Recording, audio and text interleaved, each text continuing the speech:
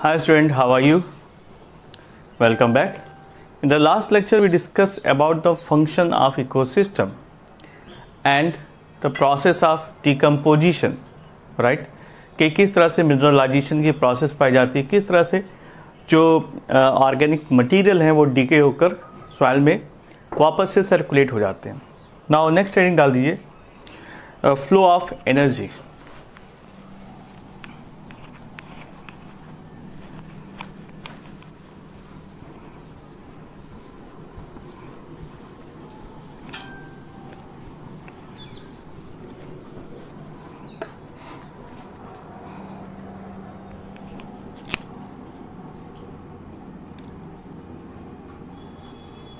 Flow of energy.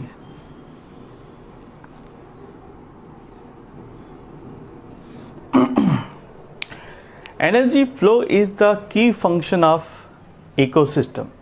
क्योंकि जो भी प्रोसेस है किसी भी इकोसिस्टम की, उसको रन करने के लिए एनर्जी की रिक्वायरमेंट होती है. सो अगर एनर्जी का फ्लो प्रॉपर होगा तो इकोसिस्टम सक्सेसफुली रन करेगा. So the storage and expenditure of energy in ecosystem is based on the two basic laws of thermodynamics. तो जो फ्लो है एनर्जी का वो दो बेसिक लॉ जो थर्मोडायनेमिक्स में पाए जाते हैं उसके हिसाब से काम करता है. पहला लॉ क्या है? The energy is neither created nor destroyed but only transform from one state to another state. ये हम सभी जानते हैं कि एनर्जी का क्रिएशन भी नहीं हो सकता और इसका डिस्ट्रक्शन भी नहीं हो सकता, बट ये किसी ना किसी दूसरे फॉर्म में चेंज होने वाली चीज़ है, ये कन्वर्ट हो जाती है, राइट? तो that is the first law. Second, the law of entropy, the transfer of food energy from one to any other organism leads to the loss of energy in the form of heat due to the metabolic activities. तो जो भी energy transform होती है एक organism से दूसरे organism में, तो उसमें कुछ ना कुछ अमाउंट लॉस हो जाता है जिसको हम रोक नहीं सकते. इसी को हम कहते हैं लॉस ऑफ एनर्जी. और ये एनर्जी डेवलप होती है because of several metabolic activities. Alright, तो फर्स्ट पॉइंट लिख लीजिए, energy flow is the key function of energy flow is the key function of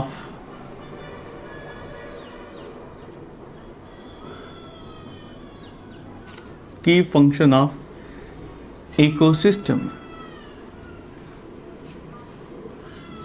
right? Next point. And this flow of energy follow the thermodynamic laws.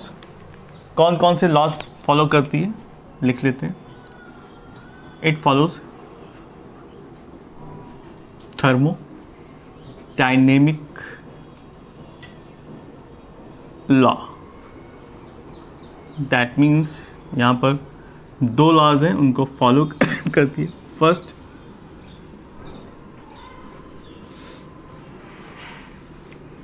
energy neither created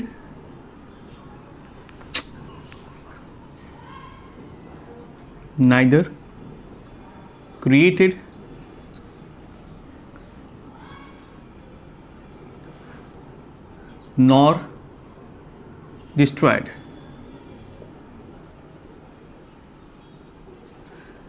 तो energy ना तो बनाई जा सकती है ना तो इसको डिस्ट्रॉय कर सकते हैं. पहला लॉ. सेकेंड लॉ,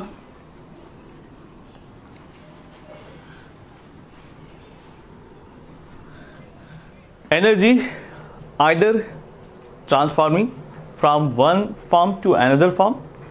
जैसे कि फूड एनर्जी एक ऑर्गेनिज्म से दूसरे ऑर्गेनिज्म में ट्रांसफ़र होती है, बट उसमें जो लॉस होता है इसको हम कहते हैं entropy.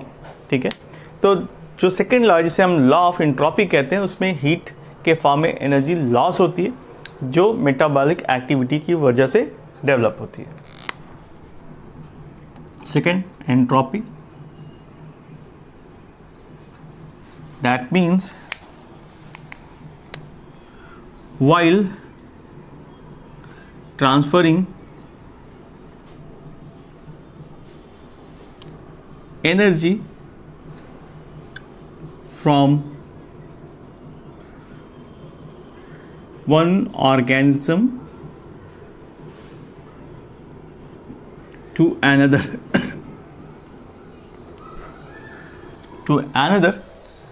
it lost certain amount of energy, leads the loss of energy, okay, जो कि हीट के फॉर्म में होती है, ओके, वो हीट के फॉर्म में डेसिपिएट हो जाती है इन्वायरमेंट में। और ये हीट एनर्जी कहाँ से निकलती है? Due to the metabolic activity. Clear? ये कॉन्सेप्ट समझ में आ गया तो ट्रॉपिक लेवल में जो एनर्जी का मूवमेंट होता है वो क्लियर हो जाएगा। ठीक है, so energy is food, energy in food is in concentrated form. Next point, the energy in food is in the concentrated form and heat energy is highly dissipated or dispersed. So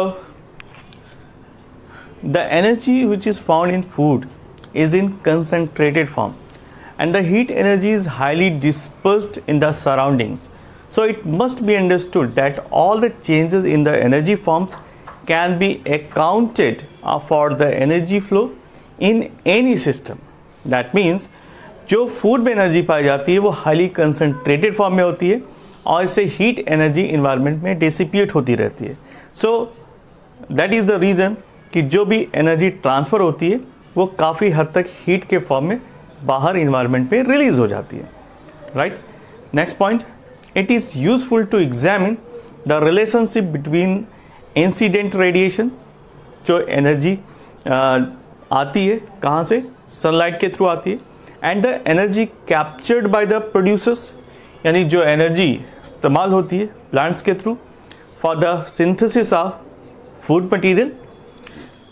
that means total जो solar radiations आती हैं उनमें से ही कुछ form of radiation was captured by the plants, उनमें से ही कुछ रेडिएशंस प्लांट कैप्चर करता है और फोटोसिंथेसिस करके फूड की मैन्युफैक्चरिंग करता है। तो ऐसी विजिबल लाइट को हम क्या कहते हैं? PAR, photosynthetically active radiation, which carries about 50% of energy of total incident solar radiation। जो विजिबल लाइट स्पेक्ट्रम में रेडिएशंस आते हैं वो टोटल एनर्जी का 50% अपने पास रखते हैं, यानी 50% उनकी वैल्यूएशन होती है।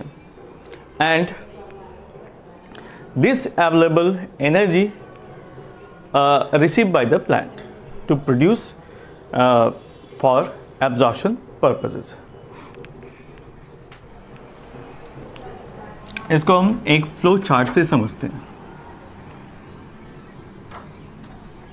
ओके, तो फर्स्ट ऑफ ऑल यहाँ लिख लीजिए इंसिडेंट जो सोलर रेडिएशन है और उसका डिस्पर्सल।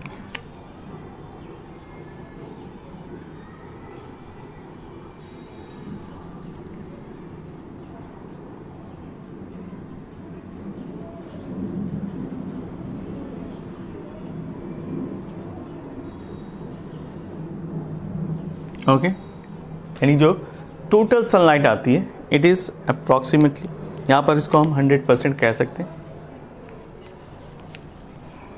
It is 100%।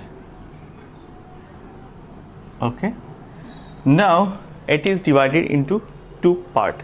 पहला जिसको हम कहते हैं PAR, photosynthetically active radiation. First है PAR, photosynthetically active radiation.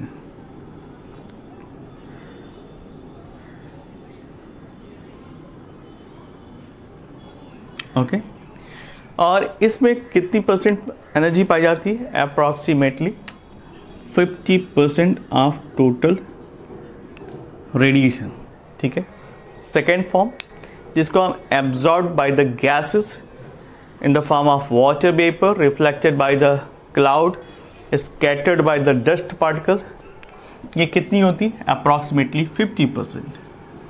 So 50% is dissipated in the environment. किस फॉर्म में? by the 50% of energy is absorbed by the gases, absorbed by the gases. Second, by the water vapor.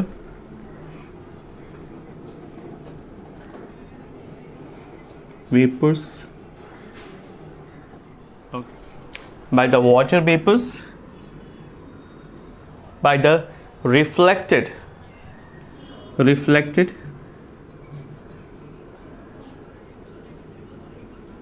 by the cloud. Okay ये और इसमें कुछ मात्रा में dust particle भी participate करते हैं एंड स्कैटर्ड बाय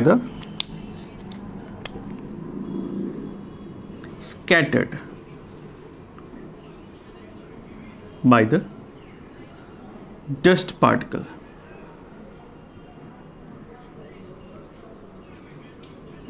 ओके तो दिस इज द फिनोमिना कि किस तरह से सोलर रेडिएशन डिस्ट्रीब्यूट हो जाती है। 50% फोटोसिंथेटिकली और 50% environment, right. And out of the 50% only 5% is utilized, maximum 5%, it is in between 1 to 5% जो कि प्लांट कैप्चर करते हैं और फूड का प्रोडक्शन करते हैं। लिख लीजिए, out of 50%, 1 to 5%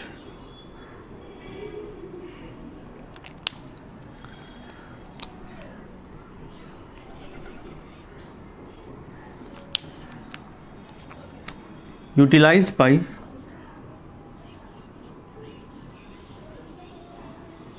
producers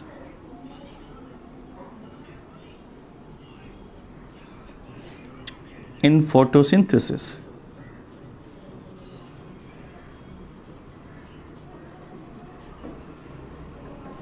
ठीक है, तो this is the phenomena of flow of energy. Out of 1 to 5% plant also respire, तो इसमें करीब 0.8 से 4% आती है net primary productivity. So the net primary productivity is approximately 0.8 to 4%, not more than that. Okay, और बाकी जो 0.2 से 1% है वो रेस्पायरेशन में लॉस्ट हो जाता है and 0.2 to 1% is lost in respiration, plant के respiration।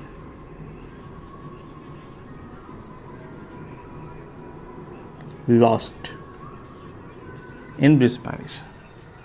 So that is the overall phenomena of transfer of energy from photosynthetically active radiation to plant, and then the final net primary productivity is approximately 2 to 3% or sometimes 4%.